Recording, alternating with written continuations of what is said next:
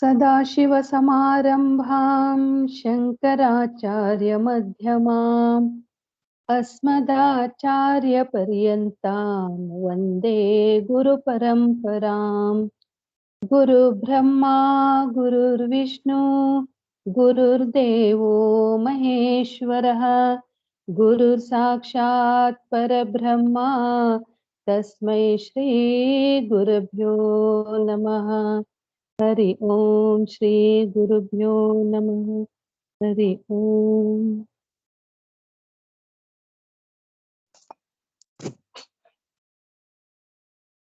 Thank you. So, Andrew, would you like to start reading the verses one by one with a small pause in between?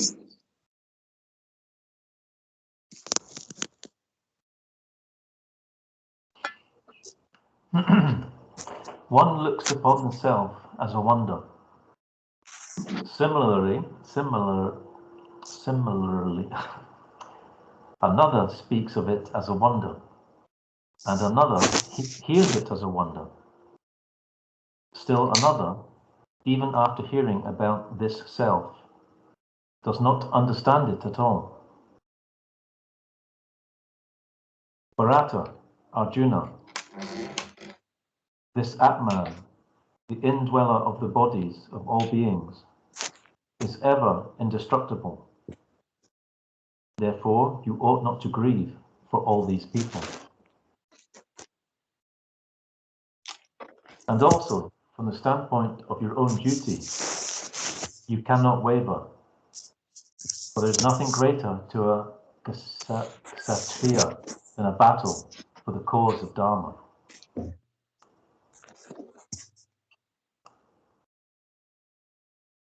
Partha, Arjuna, only lucky kshatriyas get this kind of battle, which has come by chance, and which is an open gate to heaven.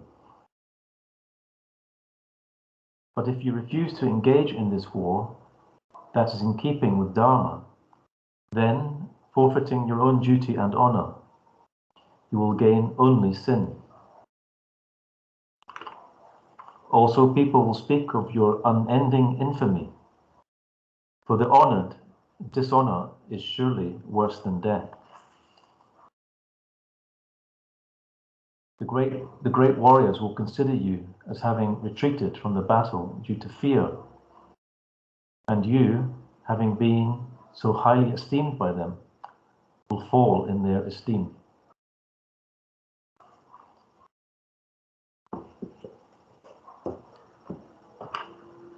Okay, thank you. So as we see, again, we have verses which are self-explanatory, self-explained. So they're not some kind of difficult or they need analysis. But nevertheless, if somebody of you wish to clarify something or to ask something, he or she is free to do so.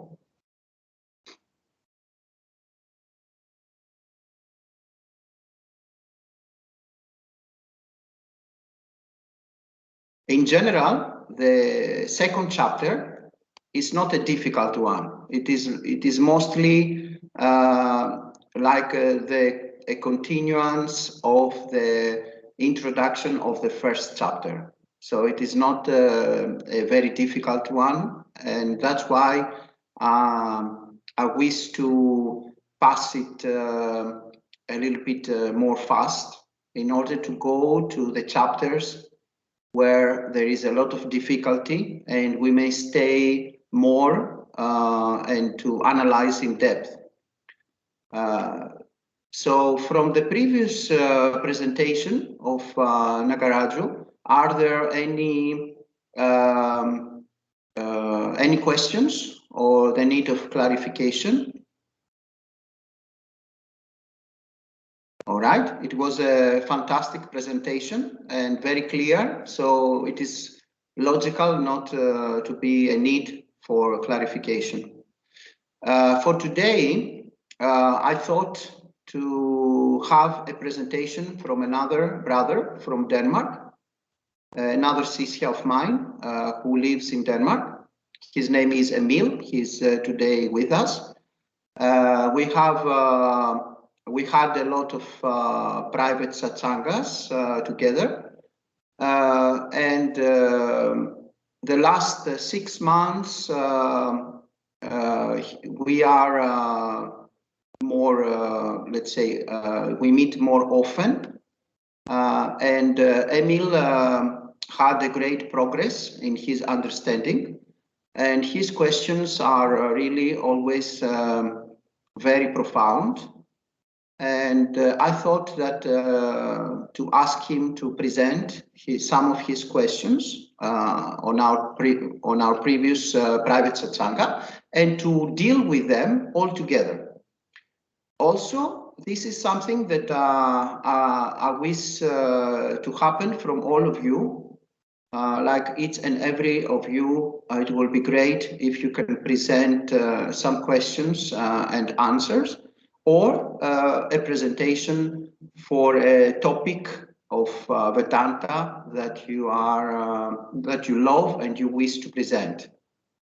So for the next satsanga,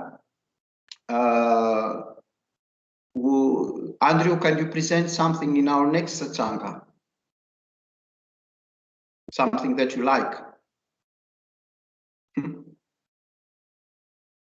Open your microphone. I could do like a very short presentation here. Sure. It doesn't need to be a big one. I just want to involve all of you into a little bit homework and a little bit writing, because when you write, it is more powerful because you are more focused, and this will help you very much in your understanding. So from time to time, we'll do it in circles. So when the circle is finished, then the next one will start again. So we will start again after this circle finished. We'll start again from Malati. When Malati will stop and will end after Andrew, Nagaraju will start again, and so on and so forth. Yes? I am not technically so sound to give the presentation. There is no need to be in a PDF format or something. It can be in your page, in your white page, to write some things and to present. I mean, there is no need to create a PDF presentation or something like official. Just some thoughts and some things that you understand or you want to present, something that it is convenient for you. So there is no need for a PDF presentation or things like that. And I'm sure that you can present something very nice, because we also have private satsangas, and your understanding goes deeper and deeper. And I'm sure that you can present something very deep. So we'll start with Emil. So there are some questions that we did last week that he had, Emil. And some of the answers he remembered and he wrote them down, some of the answers that I gave him. And to some other questions, he didn't remember the correct answers that I gave, and we can deal with them all together. So, Emil, are you ready?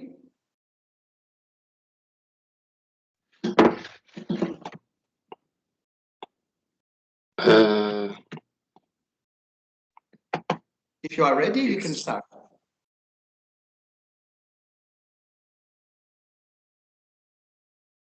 Open your microphone. Can you hear me? Yes, we can hear you. Very slowly. There is no need to be in a hurry, because the questions are very profound and very difficult. And try to read very slowly. Okay, so the first question is, would you say that consciousness is eternal, or did it come into being at some point? So my answer to that is that you cannot say that consciousness is eternal or non-eternal because it is beyond time. It is also beyond space. Time and space are concepts only. If it is beyond time, how could it then have come into being at some point? This is impossible. Neither can it be said that it exists always, for that again would assume that it exists in time. It is just simply a beingness that is beyond both time and space. All right.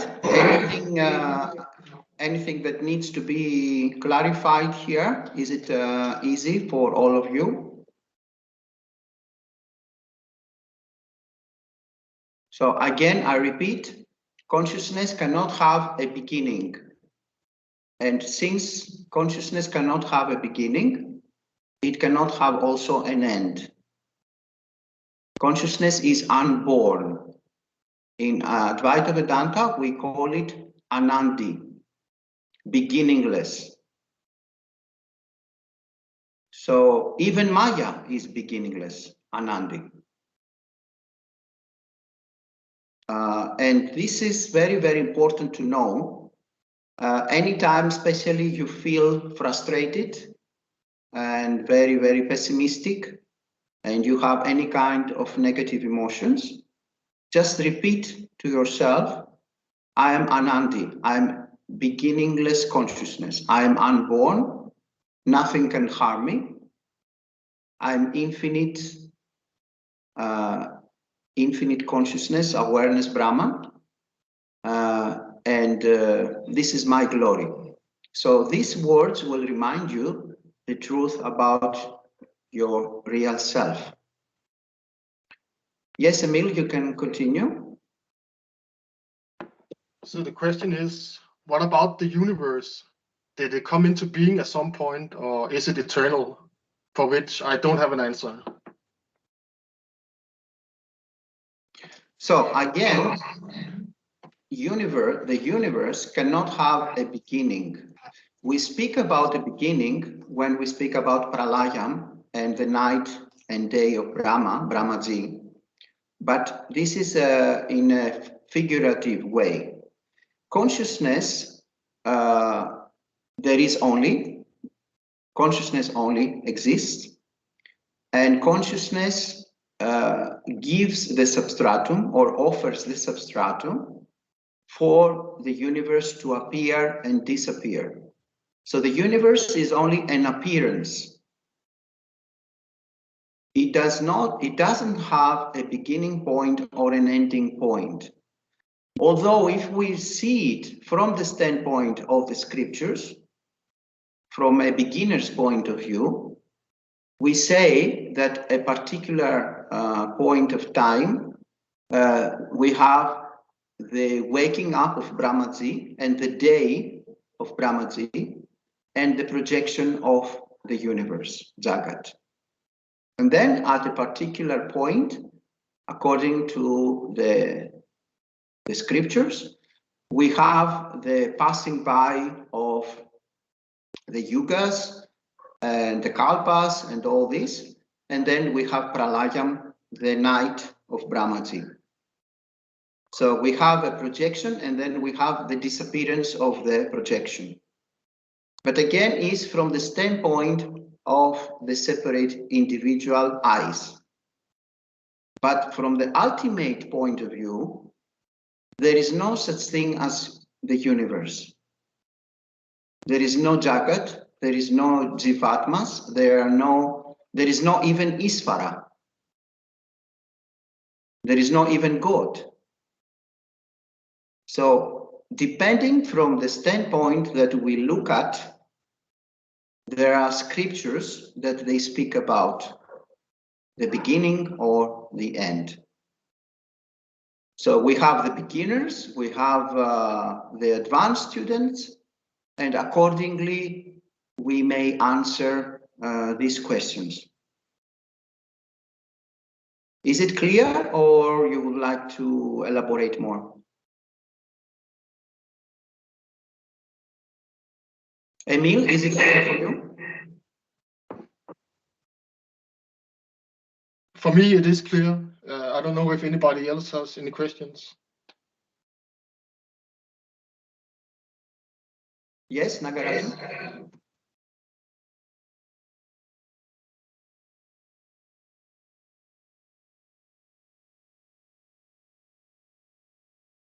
Yes, Nagaraju, you can speak.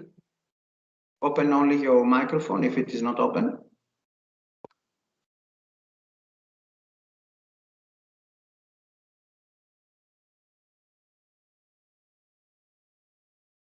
You have closed your microphone.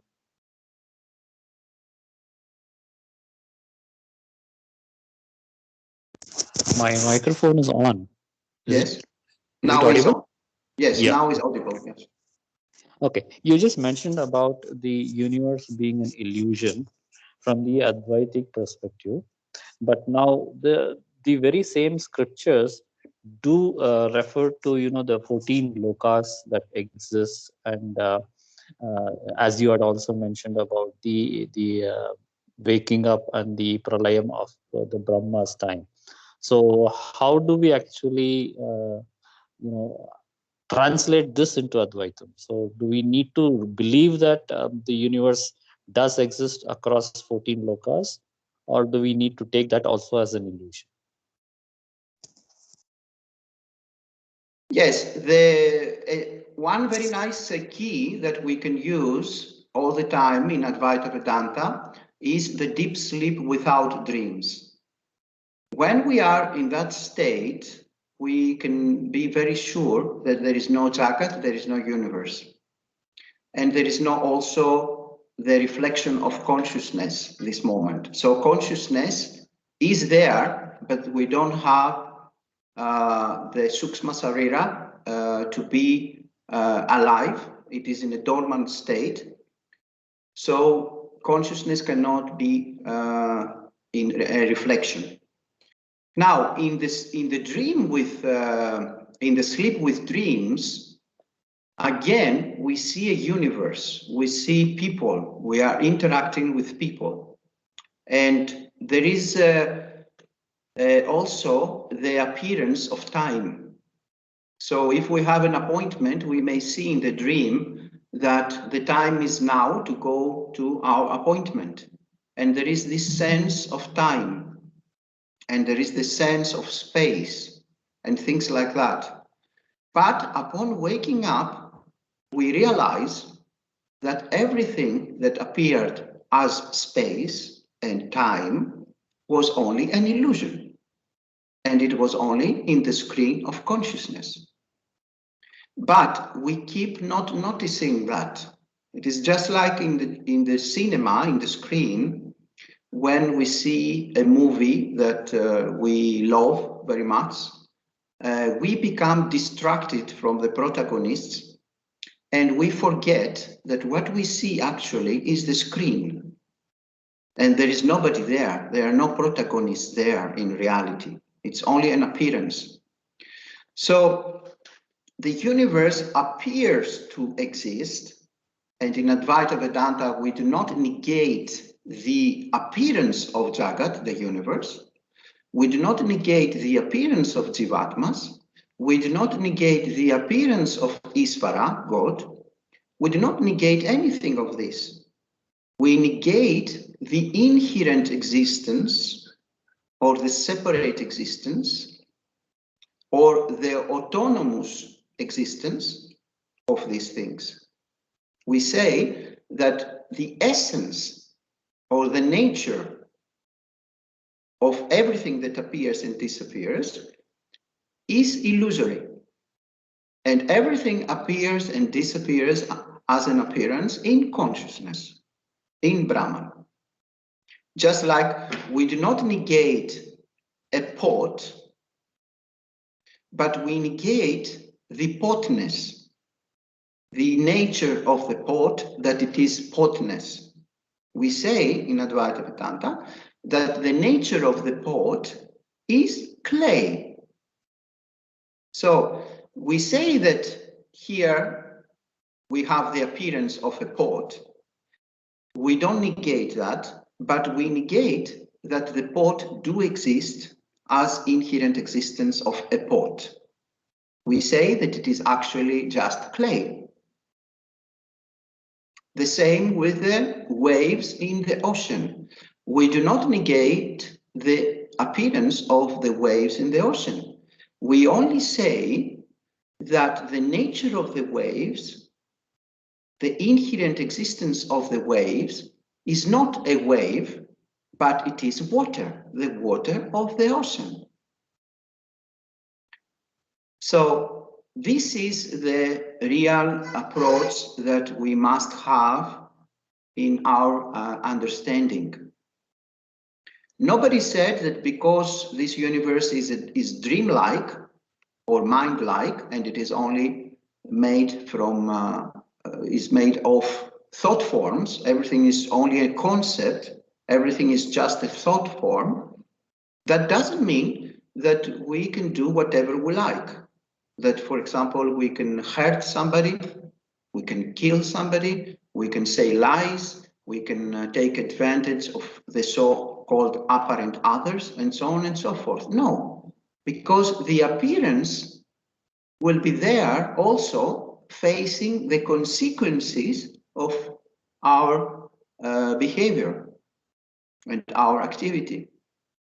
Just like if we will hurt somebody in the dream, we will face the consequence of hurting this being. This being may also hurt us, and we will experience suffering. But of course, we wake up and we realize that nobody was there. It was only us, as infinite consciousness. You see, this is the point of view of Advaita Vedanta. We don't negate the appearance, we negate the nature, the inherent nature or existence of everything that appears as autonomous, as self-existent. We say that there is only one existence, one beingness, one absolute truth with the name Brahman, and upon that absolute existence, we have appearances which do not exist by themselves. So all this duality and multiplicity do appear, but it is illusory. It is a hallucination.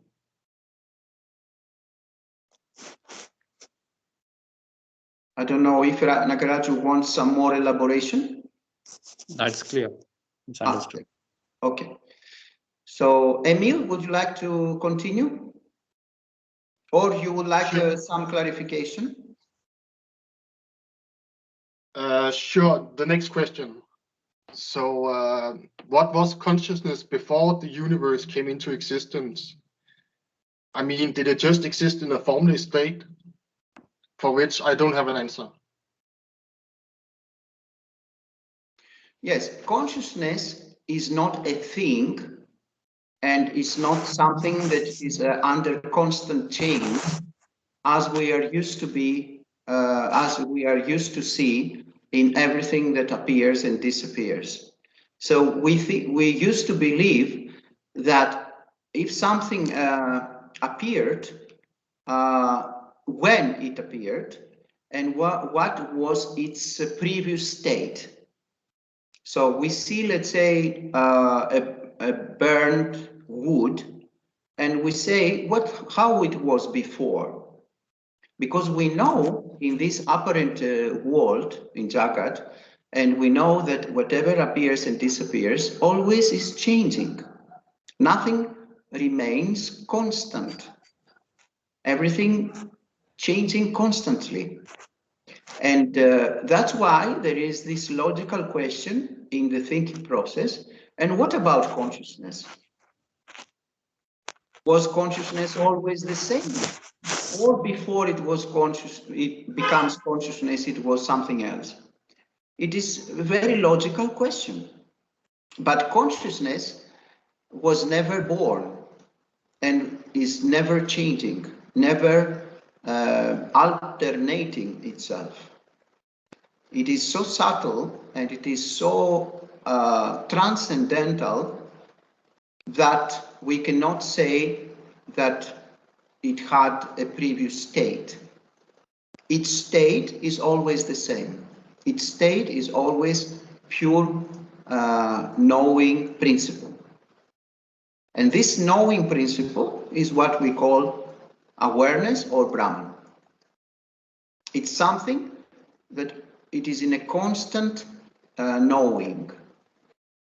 As I said in one of my quotes of one of my books, Redefining Self-Realization, I write, the absolute truth or the ultimate truth is that there is only knowing, knowing, knowing.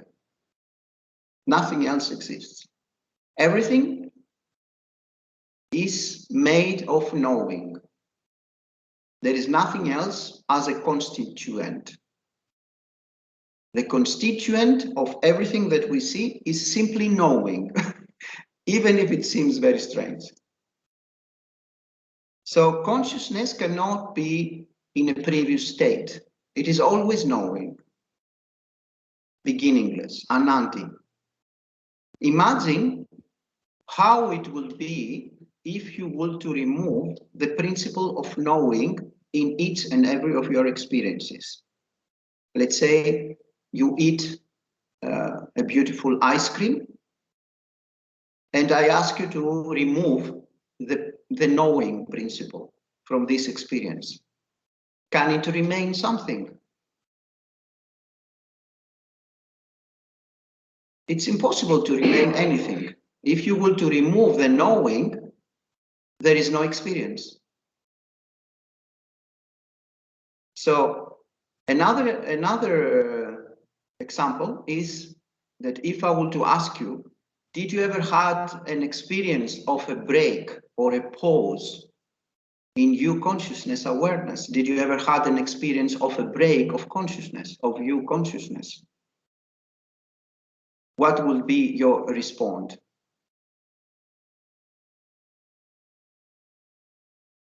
Is that possible? No break. It is impossible to have an experience of a break in you consciousness awareness. Why is that? Let's say you say to me that, yes, before 10 years, I had an accident and I had a break or a pause in my consciousness. I felt unconscious. People are using very often this phrase, I was unconscious. But it is a complete error. Because my next question will be, and what was aware of this unconsciousness?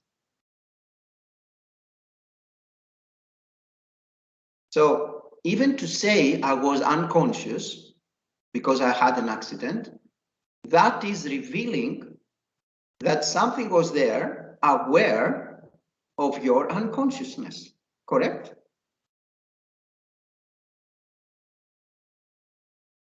The same if you say before I was born, let's say, I was unconscious. And then I felt that I was aware when I born, when it was my birth. Then again, my next question will be, and what was aware of this birth? So there is something that it is impossible for, it is for awareness or consciousness to have a beginning point or to have a break or a pause. So it is constant. It doesn't have a beginning. It is unborn.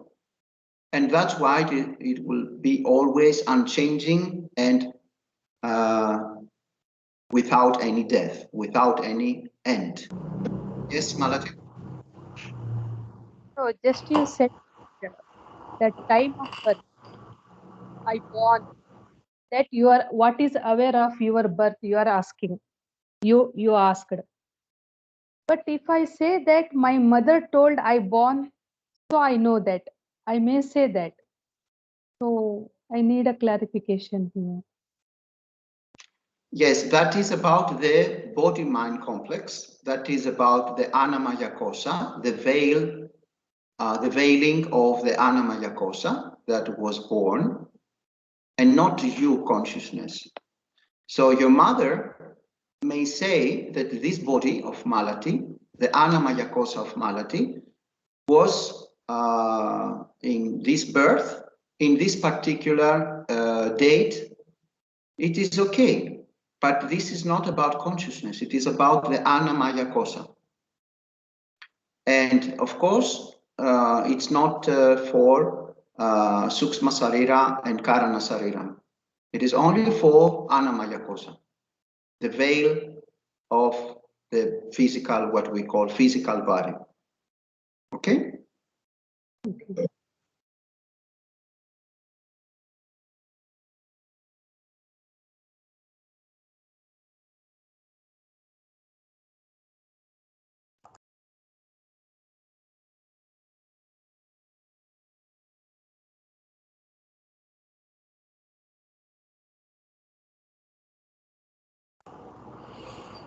We can't hear So, you. Emil, you can start the next question, except if you need a clarification or a question. Okay, so the next question is there something else besides consciousness which is eternal? So if it is, my answer is, to my knowledge, is that if it is meant by eternal, that it is beyond time, then no, there is nothing else besides consciousness which is eternal. Nothing else besides consciousness can be said to exist. The universe is an illusion only. And this applies to God or Ishvara as well. Ishvara is merely the intelligence which orders this illusory universe. But Ishvara is part of the illusion as well. So God is not eternal like consciousness. There is nothing else which can be said to exist besides consciousness or Brahman. So to you, Satchitananda. Yes, we say in Advaita Vedanta that even God, Isvara, is mithya, which means impermanent, an appearance, which is Brahman plus Maya. Maya is also eternal, Anandi, not only Brahman. But on the other hand, Maya is not something different from Brahman. It is not something that exists apart from Brahman. Maya we call only this function in Brahman of projections, of appearances. But it is also eternal. Maya is also without a beginning. That's why we call it Anandi, beginningless.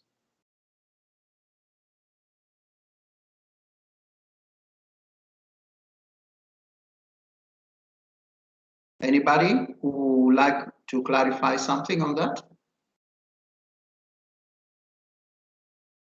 Is it clear that also Maya is Anandi, eternal?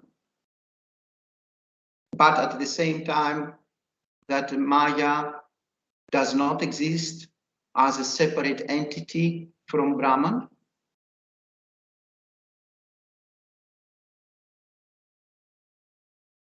You know, Vivekananda, they used to ask Vivekananda this question about Maya and used to say, go ahead to your next question, because it is something which is very, very difficult.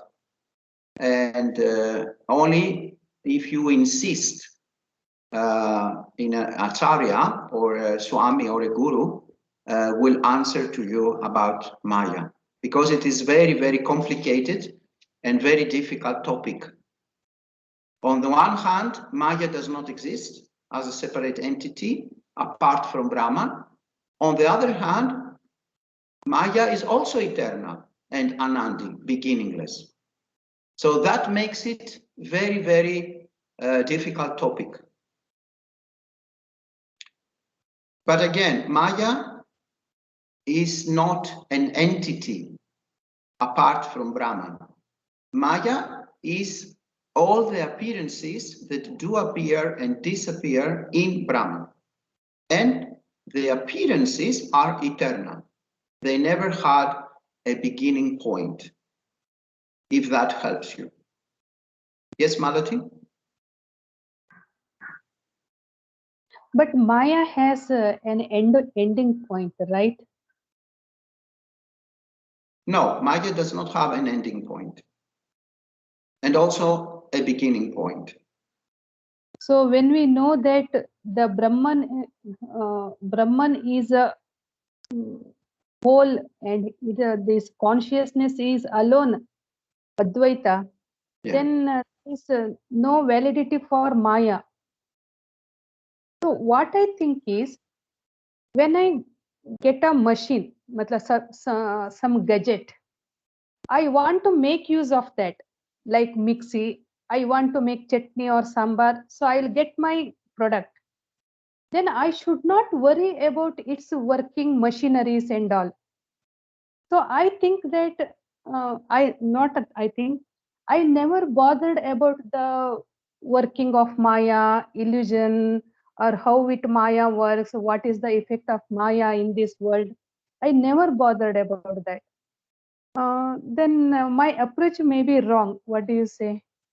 May I worry about that also, Maya? Yes, Nagaraju. Open your microphone, Nagaraju.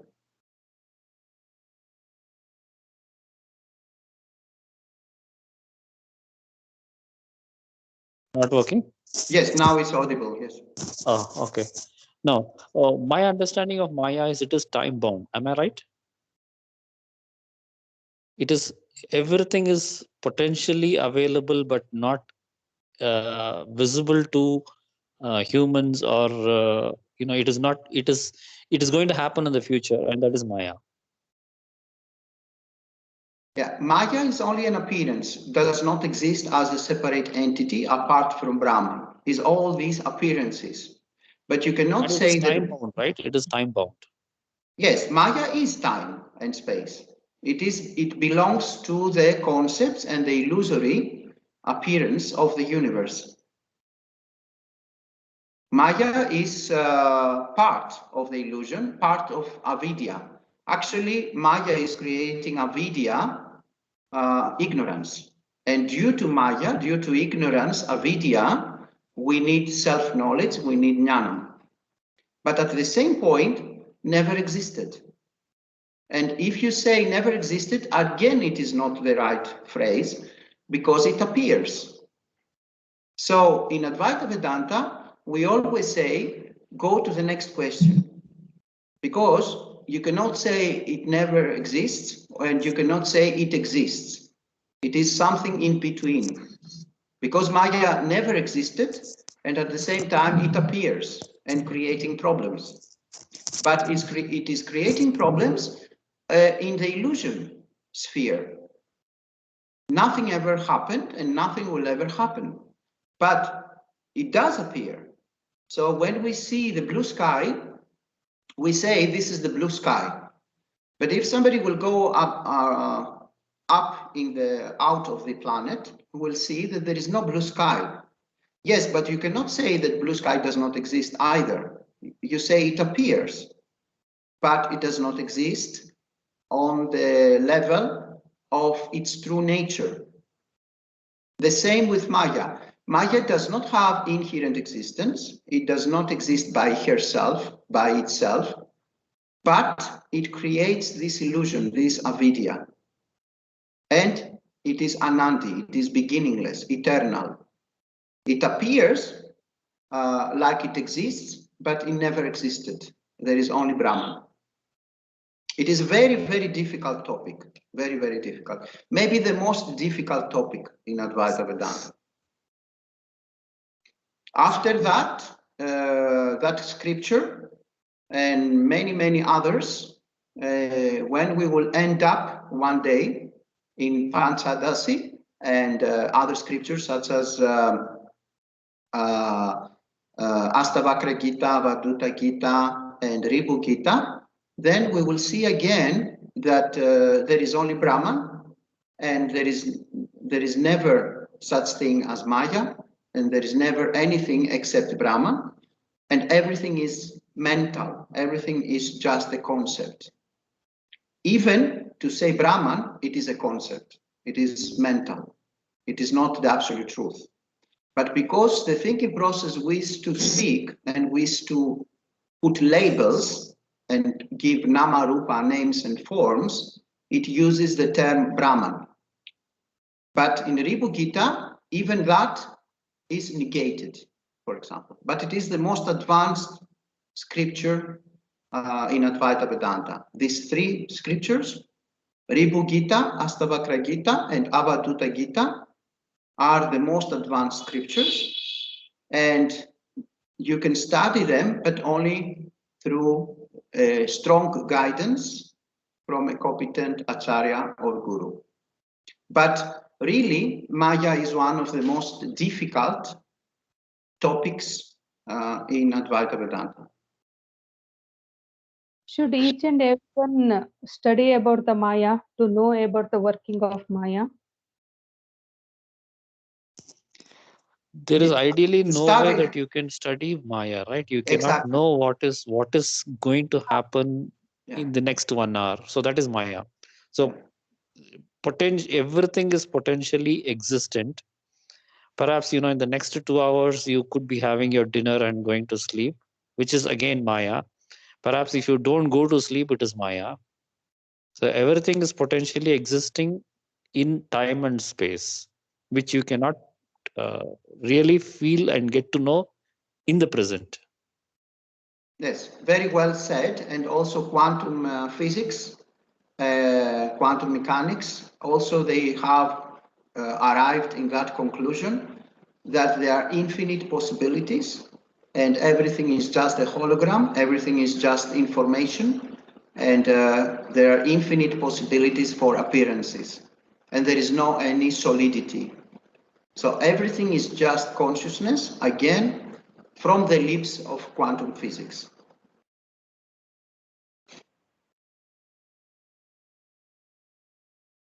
Anything else, or to continue, Emil?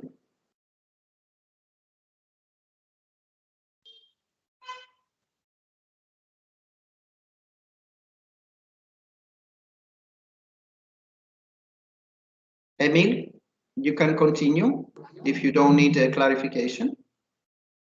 Okay, so the next question is, what caused the universe to exist? And I don't have any ability to answer that question. So, Satchitananda? Yes, when we speak about a cause and effect, we are already in Maya. When we speak about what is the cause of something, we are already in the sphere of the illusory appearance. Nothing ever happened and nothing will ever happen. It seems that it appears something. Even if you say why it appeared something, the answer is it appears that it appears. If you continue asking and why it appears that it appears that it appears, next answer will be again, it appears that it appears that it appears that it appears.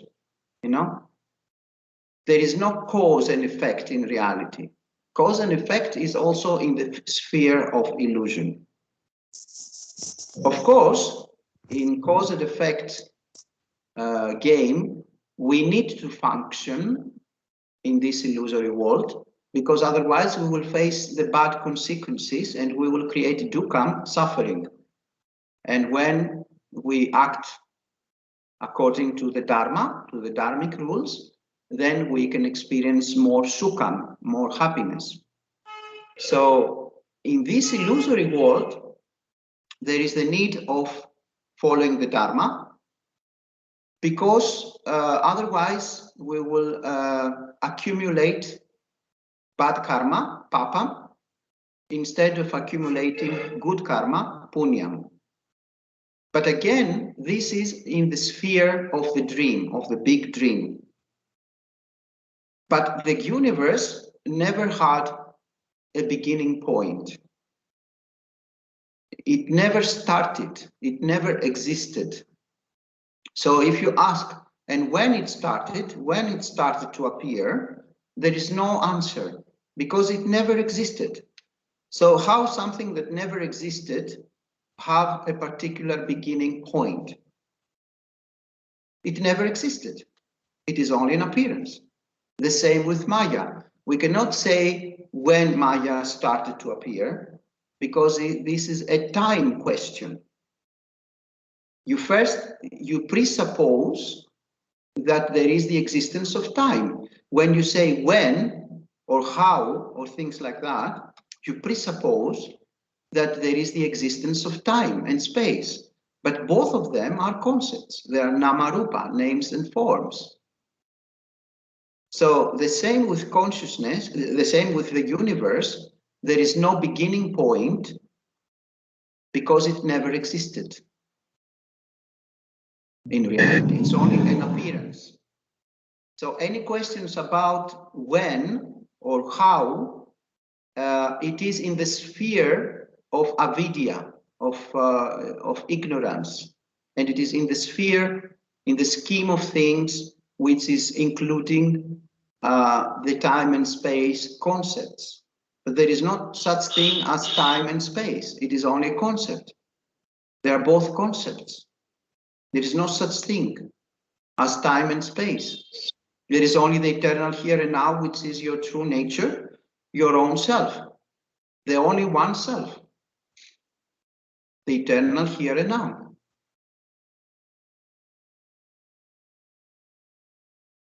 Any more clarification? Elaboration? Emil, is it clear? Yeah, it is. Then you can continue if you have another question. Okay. Would it be correct to say that the universe is an appearance in consciousness? And the answer, to my best knowledge, is that yes, this is true. The universe is simply an appearance in consciousness. Many people assume that there is a world which is independent of them, but the universe, which is entirely illusory and does not exist at all, is only in consciousness. All the many worlds is in consciousness. In a dream, do we say that the dream is something apart from consciousness? The dream world is entirely mind-like, and the mind is something which is in consciousness, though it cannot be said to exist, the mind. It is likewise with the waking universe. The waking universe is mental, and the mind is something which appears in consciousness, though again, the universe does not truly exist.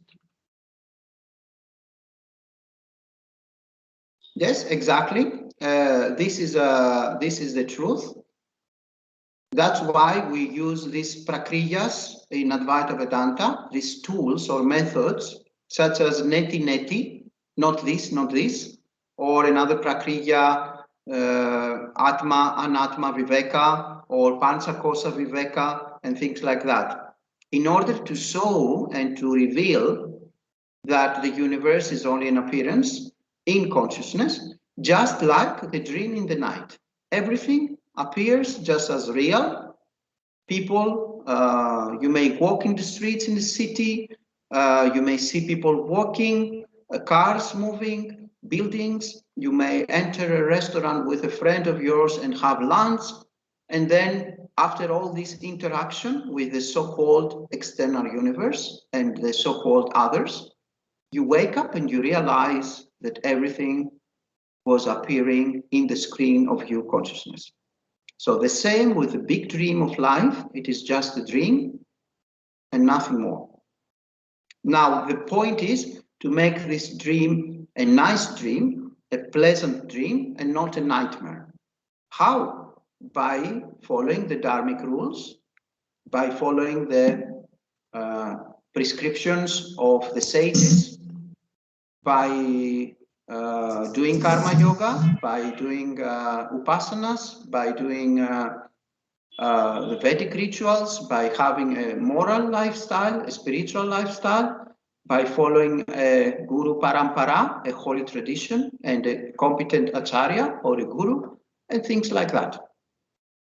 All this we do for having a pleasant dream of life, illusory life, and not a nightmare. Until we will realize that our true nature, our true self, is always beyond any kind of dream, either a dream with sukham or a dream with dukkham. Our true self, consciousness, Brahman, awareness, is always unattached,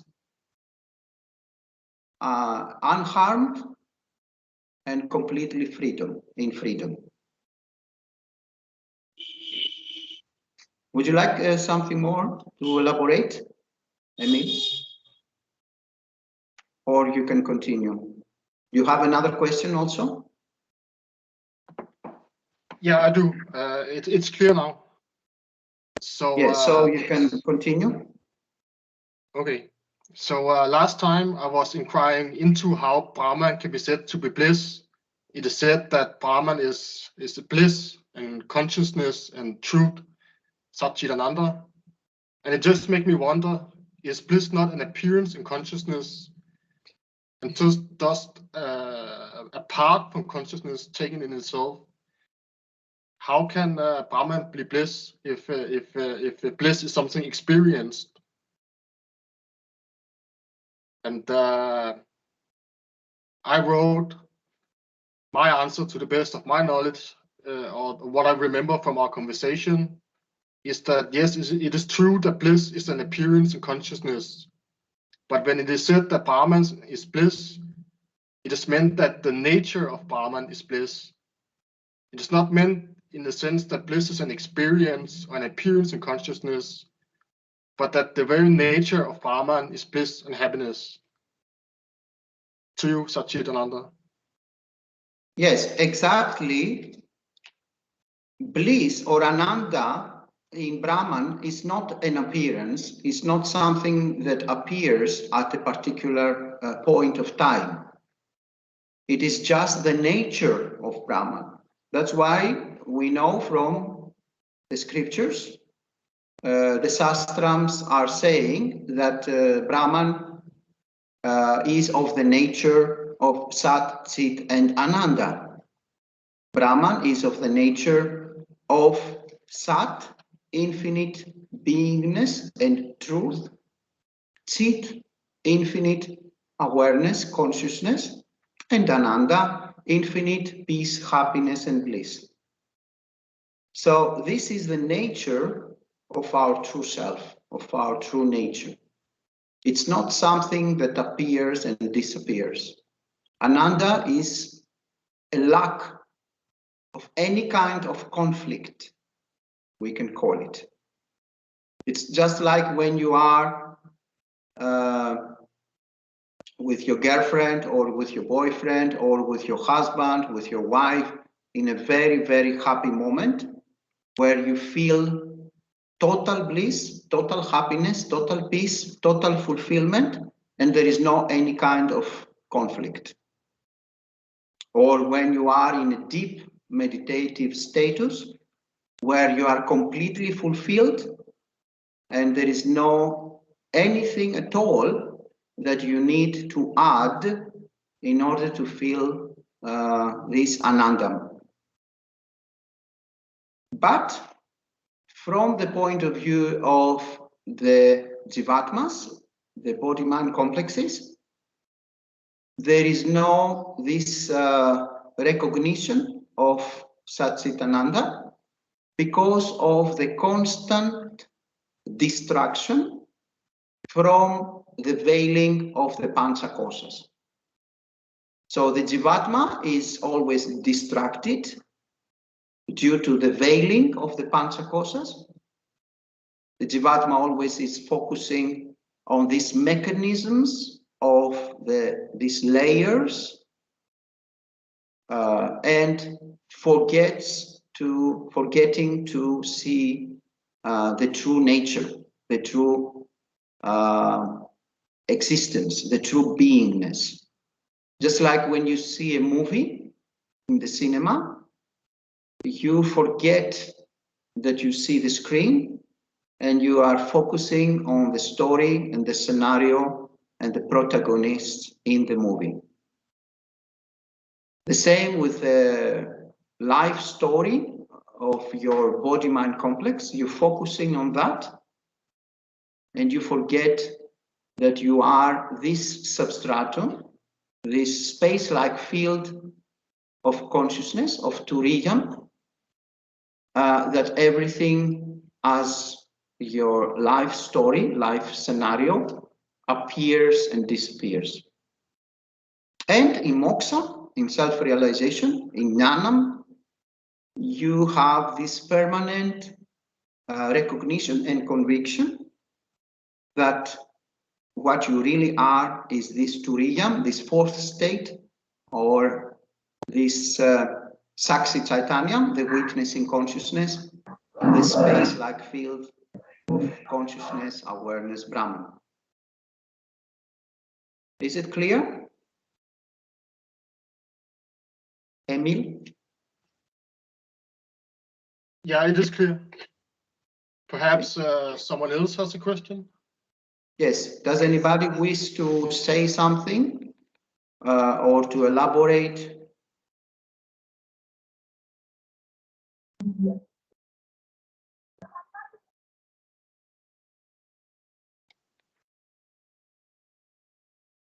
Okay. So that's all for today. It is already past 1 hour. Let's try to keep it 1 hour every time, because all of the body-mind complexes are full in duties in this dream. So we'll see each other in our next Satsanga. And in our next Satsanga, Andrew will offer his presentation. And before Sunday, Andrew, please post something according to your presentation to WhatsApp in order the others also to prepare any questions or to see your topic. So thank you very much for today. Who would like to close our satsanga with chanting? Okay, Malati. No, Nagaraju, continue. Okay, Nagaraju.